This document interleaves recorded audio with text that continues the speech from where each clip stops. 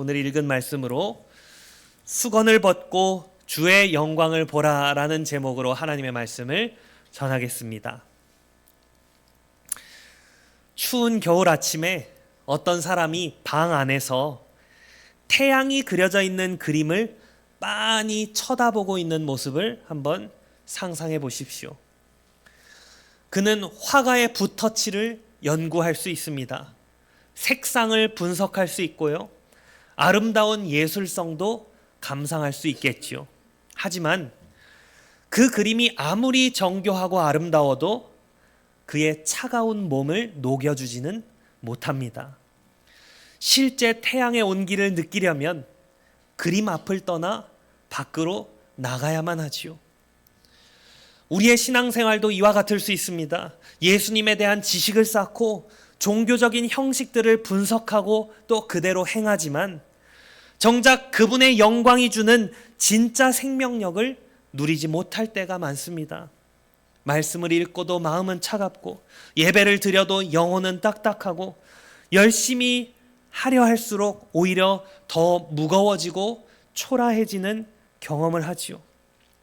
그래서 어떤 때는 신앙이 하나님을 향한 기쁨의 길이라기보다 나 자신을 옥죄고 평가하는 끝없는 기준표처럼 느껴지기도 합니다. 우리는 하나님을 아는 데에는, 머리로 아는 데에는 익숙한데 하나님을 대면해서 살아가는 데에는 서툴 때가 많습니다. 바로 그 간극이 오늘 이 본문이 건드리는 지점입니다. 바울 사도는 지금 추상적인 신학 논문을 쓰고 있는 것이 아닙니다.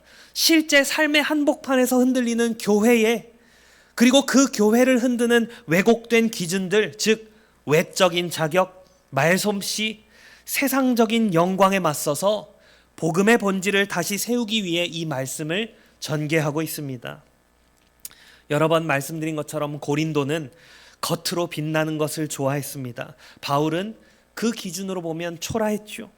그러나 바울은 바로 그 자리에서 하나님이 무엇을 영광으로 여기시는지, 그리고 성도들이 무엇을 바라볼 때 변화되는지를 보여줍니다.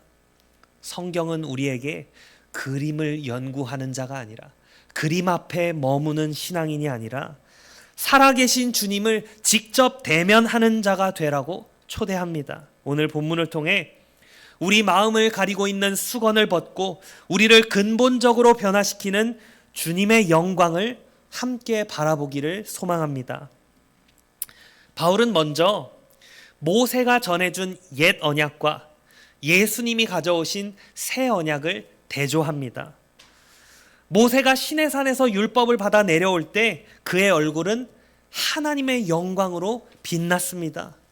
그 사실을 바울은 부정하지 않습니다. 오히려 그 영광을 있는 그대로 인정하지요. 돌에 써서 새긴 율법의 사역에도 영광이 있었다. 하나님이 언약 백성에게 자신을 친히 계시하시고 거룩한 길을 보여주셨다는 것 자체가 영광이기 때문입니다. 율법은 단순한 규칙들의 모음집이 아니라 하나님이 어떤 분이신지, 그분의 선하심과 의로우심이 어떤 무게를 가지는지 보여주는 계시였습니다. 그런데 바울은요, 그 영광스러운 율법의 직분을 역설적이게도 죽게 하는 직분이다, 정죄의 직분이다, 이렇게 부릅니다. 왜 그렇습니까, 여러분? 율법이 악해서가 아닙니다. 율법은 거룩하고 선합니다. 그러나 율법은 죄를 이길 능력을 우리에게 주지는 못하지요. 율법은 하나님의 거룩한 기준을 보여주지만 그 기준에 이를 힘을 공급하지는 않습니다. 그래서 율법은 죄를 치료하기보다는 죄를 드러내는 역할을 합니다. 율법은요, 우리 얼굴의 더러움을 보여주는 거울과 같지만 그 더러움을 씻어줄 수는 없습니다. 거울 앞에서 얼굴을 똑바로 보게 되면 더 정확히 알게 되지요. 내 얼굴에 무엇이 묻었는지. 하지만 알게 되는 것과 깨끗해지는 것은 전혀 다른 차원의 문제입니다. 율법이 하는 일은 우리로 하여금 나는 하나님 앞에 스스로 설 수 없는 죄인이다, 이 사실을 더욱 분명히 알게 만드는 것입니다. 그래서 주일마다 목사가 율법을 낭독하면 여러분이 여러분 안에 있는 죄를 깨닫고 슬퍼하지 않습니까? 이 죄를 가지고 스스로 하나님 앞에 설 수 없으니 중보자 예수 그리스도를 의지하고 용서해 주십시오 간구하는 것 아닙니까? 그러니 여기 바울이 말하는 죽음과 정죄는 죄인이 거룩하신 하나님 앞에서 겪게 되는 현실을 가리키는 것이죠. 바울은 옛 언약과 새 언약의 대조를 작은 것에서 큰 것으로 나아가는 방식으로 전개합니다. 이것도 그러하다면 하물며 저것은 얼마나 더 그러하겠느냐, 이와 같은 방식이지요. 즉 죽게 하는 율법의 직분에도 영광이 있었다면 생명에 이르게 하는 성령의 직분은 얼마나 더 영광스럽겠냐는 것입니다. 정죄의 직분에도 영광이 있었다면 의의 직분은 얼마나 더 영광이 넘치겠냐는 것이죠. 사라져 없어질 것도 영광 가운데 주어졌다면 영원히 있을 것은 얼마나 더 큰 영광 가운데 있겠냐는 것입니다. 바울은 옛 언약을 깎아내리는 방식으로 새 언약을 세우지 않습니다. 오히려 옛 언약의 영광을 인정하되 그 영광이 새 언약의 영광 앞에서는 빛을 잃을 수밖에 없음을 말합니다. 어두운 방 안에 있는 등불을 하나 상상해 보십시오. 아침 햇살이 창문을 뚫고 들어오기 전까지 그 빛은 매우 밝아 보입니다. 그러나 찬란한 태양이 떠오르면 그 방 안의 등불은 희미하고 더 이상 불필요해지지요. 율법의 영광이 바로 그와 같습니다. 그것은 목적이 있었고 시대가 있었습니다. 그러나 잠시 비추다 사라질 영광이었습니다. 바울이 말하는 핵심은 옛 언약의 영광이 없었다라는 것이 아니라 없어져 가는 것이었다라는 사실입니다. 달빛이 진짜 빛을 반사하지만 태양빛이 오면 달빛은 그 자리를 내어주는 것처럼 율법은 그리스도의 빛이 오도록 길을 마련한 영광이었습니다. 반면에 복음은 성령의 직분이요 의의 직분입니다. 복음은 단순히 죄를 지적하는 데 그치지 않고 우리를 실제로 의롭게 하며 생명을 줍니다. 율법은 우리에게 의를 요구했지만 복음은 그리스도 안에서 우리에게 의를 선물로 줍니다. 여기서 의는 단지 도덕적인 성취의 의미가 아니라 하나님 앞에 바르게 서게 되는 관계의 현실을 가리키죠. 정죄의 정반대편에 있는 의, 하나님께서 우리를 옳다고 선언하시고 우리를 당신 편에 세우시는 은혜의 판결입니다. 그래서 새 언약은 실제로 죄인을 살리는 하나님의 행위입니다. 그리고 그 중심에는 그리스도의 십자가가 있습니다. 율법이 요구하던 모든 의를 그리스도께서 이루셨고 율법이 선언하던 모든 저주를 그리스도께서 담당하셨습니다. 그러므로 복음의 태양 아래에서는 내가 얼마나 잘했는가가 아니라 그리스도께서 무엇을 하셨는가가 우리 생명의 근거가 되는 것이지요. 이제 저와 여러분은 사라질 등불이 아니라 영원히 빛나는 그리스도의 햇살 아래에 서 있는 자들입니다. 이제 바울은 수건이라는 이미지를 꺼내는데요. 모세는 수건을 썼습니다. 출애굽기 3장에 보면 모세가 하나님 앞에 나아갈 때는 수건을 벗고 백성 앞에 나아올 때는 다시 수건을 쓰는 모습을 기록합니다. 그런데 바울 사도는 그 장면을 해석하면서 모세가 수건을 쓴 이유에 대해 이렇게 말하죠. 장차 없어질 것의 결국을 주목하지 못하게 하려고 모세가 수건을 썼다. 옛 언약의 영광은 그 자체로 완결이 아니라 더 큰 영광을 향해 나아가는 길이었습니다. 그런데 이스라엘 백성들은 그 옛 언약의 영광을 최종적인 목적처럼 붙잡아 버릴 위험이 있었죠.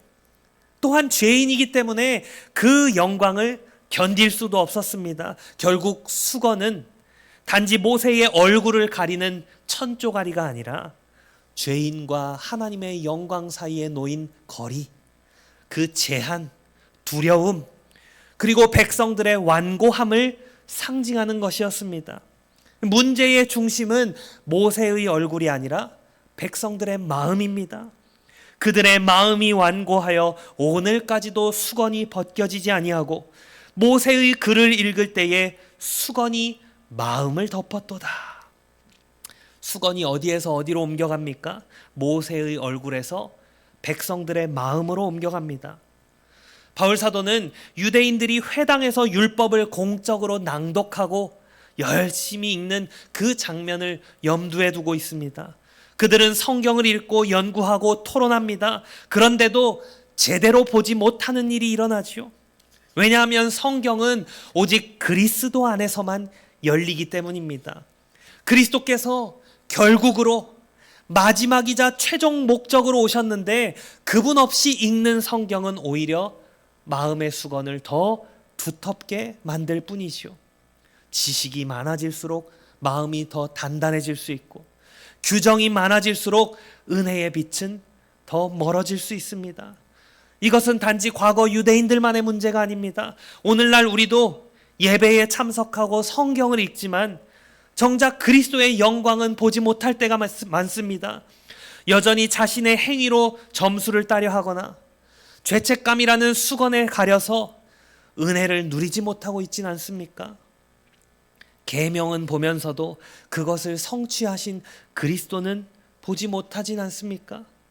은혜를 말하면서도 실제 삶에서는 여전히 나의 성취와 나의 실패가 신앙의 온도를 결정하고 있진 않습니까?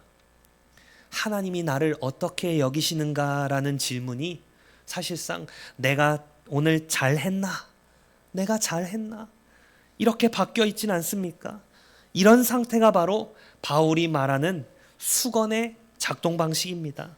수건은요, 하나님을 완전히 부인하는 노골적인 불신앙만이 아닙니다.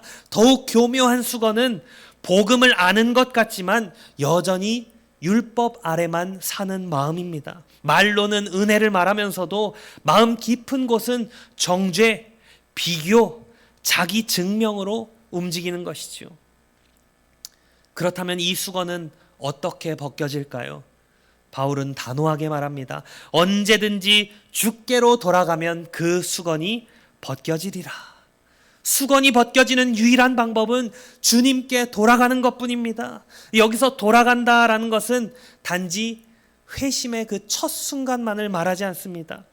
물론 회심은 결정적 사건입니다. 그러나 바울의 표현은 그 이상입니다. 그리스도께로 돌아가는 것은 우리 그리스도인 삶 전체의 리듬이기도 합니다. 왜냐하면 우리는 자꾸 옛 방식으로 돌아가려 하기 때문이죠. 자꾸 눈에 보이는 기준으로, 자꾸 세상이 칭찬하는 영광으로, 자꾸만 내 성취로 돌아가려 합니다. 그때마다 복음은 우리를 다시 어떻게 돌이키게 합니까? 주님께로 돌이키게 하죠. 이것이 반복되는 은혜입니다. 여러분, 회개와 믿음은 일회성이 아니라 매일 일어나는 방향 전환입니다. 주님께 돌아갈 때 성경의 모든 말씀은 우리의 영혼을 비추는 살아있는 생명이 됩니다. 그리스도께로 돌이킬 때 성경은 해야 할 일들을 나열해 놓은 목록이 아니라 예수 그리스도를 증언하는 빛이 됩니다. 바로 그때 더 이상 가려져 있는 신앙이 아니라 열린 마음으로 나아가는 신앙이 되는 것이지요. 마지막으로 바울은 이제 정점으로 다가갑니다. 17절, 18절을 보십시오. 주는 영이시니 주의 영이 계신 곳에 자유가 있느니라. 우리가 다 수건을 벗은 얼굴로 거울로 보는 것 같이 주의 영광을 보매 그와 같은 형상으로 변화하여 영광에서 영광에 이르니 곧 주의 영으로 말미암음이니라.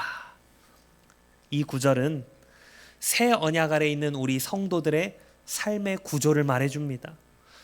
성령님께서 하시는 일은 우리를 더 착한 사람으로만 만드는 것이 아닙니다. 성령께서 하시는 일은 우리를 예수 그리스도의 얼굴을 바라보는 사람으로 만들고 그 바라봄 속에서 그리스도의 형상으로 빚어가시는 것입니다.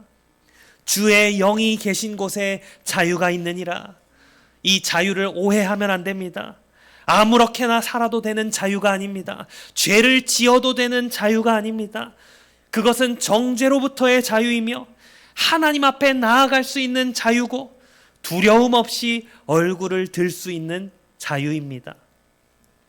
옛 언약의 영광 앞에서 죄인들은 움츠러들 수밖에 없었습니다. 그러나 새 언약에서 우리는 휘장 밖에 서 있는 것이 아니라 찢어진 휘장 너머로 그리스도께서 친히 자신의 몸을 찢고 피를 흘려 열어놓으신 새롭고 산 길 위에 서게 됩니다. 그래서 자유는 단지 우리의 마음이 가벼운 상태가 아니라 하나님과의 관계가 열려있는 상태입니다. 18절의 시작 부분인 우리가 다 이것이 결정적입니다. 모세만의 특권이 아니라는 것이죠. 어떤 특별한 영적 엘리트만의 것이 아니라는 겁니다. 고린도 교회가 좋아하던 것은 자격 있는 사람, 말 잘하는 사람, 빛나는 사람이었습니다. 그러나 바울은 말합니다. 새 언약의 영광은 그런 특정 소수에게만 있는 것이 아니라 그리스도 안에 있는 모든 성도에게 주어진 특권이라고 말이죠. 수건 벗은 얼굴로 거울로 보듯이 주님의 영광을 바라보는 일이 우리 모두의 소명입니다. 즉 성화는 일부 특별한 사람들만의 신비로운 체험이 아니라 모든 성도의 일상적인 부르심입니다. 그러면 그 변화는 어떻게 일어날까요? 사도는 더 노력해라, 열심히 해라 이렇게 말하지 않습니다. 물론 노력은 필요합니다. 그러나 여기서 사도가 강조하는 것은 노력이 아니라 동력입니다. 성화의 동력은 자기를 끊임없이 채찍질하는 것이 아니라 그저 바라보는 것입니다. 우리가 수건을 벗은 마음으로 주님의 영광을 바라볼 때 우리는 그분과 같은 형상으로 변화됩니다. 이것이 바로 성화의 신비입니다. 그리스도인의 성장은 내 힘으로 쥐어짜는 노력이 아니라 주님의 영광에 노출됨으로써 일어납니다. 스코틀랜드에서 사역했던 로버트 맥체인이라는 목사님은 이런 말을 했습니다. 자신의 죄를 한 번 볼 때마다 그리스도를 10번 바라보라. 자신의 죄를 한 번 볼 때마다 그리스도를 10번 바라보라. 죄를 보지 말라는 것이 아니죠. 자신의 죄를 보되 죄를 보는 시간이 곧바로 그리스도를 바라보는 시간으로 이어져야 한다는 겁니다. 죄를 보면 낙심하고 자신을 보면 소망이 없고 세상을 보면 산만해질 뿐이지만 그리스도를 보면 자유와 확신과 참된 변화가 옵니다. 여러분, 드라이브 스루 아시죠? 요즘 카페들이 많이 그렇게 운영하고 있지 않습니까? 그런데 우리는 너무 자주 드라이브 스루식 성화를 원합니다. 차에서 내리지도 않은 채 빠르게 무언가를 얻어가고 싶어 합니다. 말씀 잠깐 보고 기도 잠깐 하고 예배 잠깐 드린 뒤에 즉각적인 변화를 기대합니다. 그러나 참된 변화는 그리스도 곁에 머물 때 일어납니다. 함께 있으면서 그분의 영광을 바라볼 때 영광에서 영광에 이르게 되는 것입니다. 사도가 지금 변화한다라고 할 때 사용한 시제는 현재 시제입니다. 점진적이고 지속적입니다. 성령께서 계속 하시는 일입니다. 그리고 그 변화는 단순한 외적 단장이 아니라 마음이 근본적으로 바뀌는 것입니다. 정죄로 움직이던 마음이 은혜로 움직이게 되고 자기 증명으로 움직이던 마음이 그리스도의 의로 안식하게 되고 두려움으로 움츠러들던 마음이 담대함으로 서게 됩니다. 삶의 결이 바뀝니다. 말투가 바뀌고 판단이 바뀌고 관계를 대하는 방식이 바뀌고 성공과 실패를 해석하는 방식이 바뀌는 것이죠. 여기서 거울로 보는 것 같이라는 표현도 의미심장합니다. 우리는 아직 완전한 직접적인 시야가 아니라 복음을 통해 말씀을 통해 성령의 조명 가운데 그리스도의 영광을 바라봅니다. 그러나 그것은 간접적이지만 실제적입니다. 거울은 실체를 비추죠. 복음이 바로 그렇습니다. 복음은 그리스도의 얼굴, 그 실체를 우리 앞에 세웁니다. 그러므로 성령은 우리에게 무언가 새로운 비밀을 주시는 분이 아니라 이미 주어진 복음 안에서 그리스도의 영광을 바라보게 하십니다. 성령은 우리로 하여금 예수를 정보로, 지식으로가 아니라 영광으로 보게 하십니다. 그때 변화는 시작됩니다. 고린도라는 상황을 생각해 보면 이 메시지는 더욱 선명해지죠. 고린도 사람들이 원하던 영광은 설득력 있는 말, 빛나는 추천서, 강력한 후원자, 영향력, 이런 것들이었습니다. 바울은 약하고 상처투성이고 말도 세련되지 않았습니다. 그런데 바울은 그 약함 속에서 더 큰 영광을 말합니다. 새 언약의 영광은 외적인 화려함으로 증명되지 않을 수 있습니다. 오히려 새 언약의 영광은 십자가의 패턴을 따르기 때문에 때로는 낮아진 모습으로 나타납니다. 그러나 그 낮아진 자리에서 성령이 실제로 일하십니다. 하나님께서 가장 분명하게 영광을 드러내시는 곳은 우리의 통제력이, 우리의 자랑이 무너진 그런 자리일 때가 많습니다. 바울은 고린도 교회의 가치관을 뒤엎고 있죠.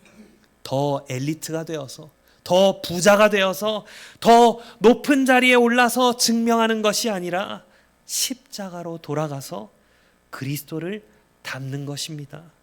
그것이 복음의 길입니다.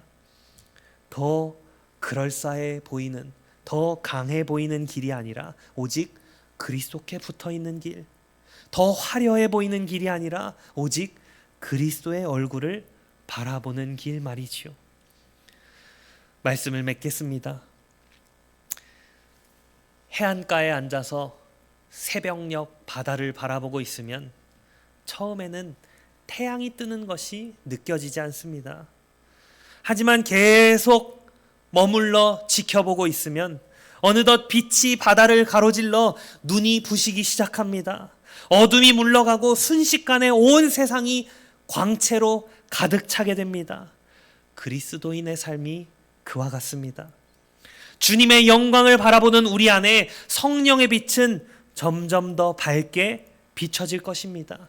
우리의 변화는 때론 느리게 보이지만 성령께서 한 번 시작하신 일은 결코 헛되이 끝나지 않습니다. 사랑하는 성도 여러분, 이제 여러분의 실패와 두려움과 불안에서 눈을 돌려, 눈을 들어 부활하신 주님을 바라보십시오. 율법의 무거운 수건을 벗어버리고 성령이 주시는 자유 안에서 걸어가십시오. 우리의 목표는 이 세상의 일시적인 성취가 아니라 우리 안에 이미 시작된 저 하늘의 영광입니다. 그리고 그 영광의 중심에는 예수 그리스도의 얼굴이 있습니다. 그분은 율법이 요구하던 의를 이루셨고 율법이 선언하던 정죄를 십자가에서 담당하셨고 부활로써 우리에게 생명의 새 언약을 열어주셨습니다. 그러므로 오늘도 주께로 돌아가십시오. 수건 벗은 얼굴로 주의 영광을 바라보십시오. 그 바라봄 속에서 성령님이 여러분을 영광에서 영광으로, 그리스도를 닮은 사람들로 빚어가실 것입니다. 아멘.